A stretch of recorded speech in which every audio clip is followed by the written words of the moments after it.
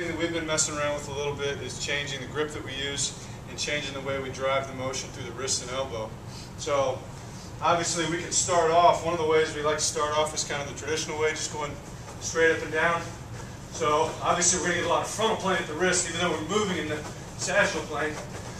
We also like to change the grip position, so just a slight rotation of the hands. Now we actually get a little bit more sagittal plane at the wrist as well, a little bit more transverse plane at the elbow. Then rotate the hands down, obviously is going to create quite a bit different reaction. So those are just some easy ones. Now we can also change the direction when we drive the rope. And if we go here now to the frontal plane with the rope and leave the hands in the neutral position, either way, in sync or out of sync, now we start getting a lot more sagittal plane at the wrist. Change the hand position, palms up now. It's going to be more frontal plane at the wrist, a lot of transverse plane at the elbow. Flip it around the other way, you create a totally different reaction. So now obviously we can rotate the rope and use those same grips to create even more combinations. So we go neutral and we go rotational with the rope.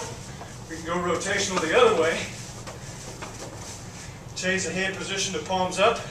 Same thing, going to be a little bit limited here in how much motion you can get, but a great drive. Rotate the hands down, even different drive.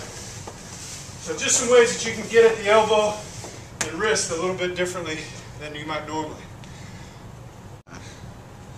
So now we can also tweak, adjust it by getting rid of one rope.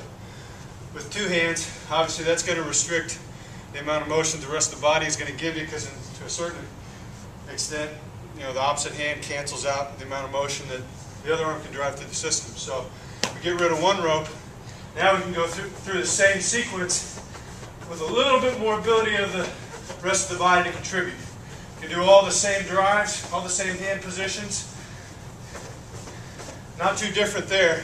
Now when we start changing the direction of the rope, now we can start seeing that there's going to be a little bit more rotation available to the body, so we can really create an even better whip with that single arm.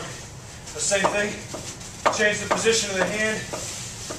Obviously you can get a lot different reaction there. Now, transverse plane will be the same thing. Gives you a little bit more ability to move in the frontal plane. Go both directions with this one. Change the hand position. Gives you really the ability to get right laterally flexed and left laterally flexed with the other hand position. So, just another way that you can tweak what has really proven to be a great tool for training, especially the wrist and the elbow and the shoulder and everything else. So, try those out, have fun.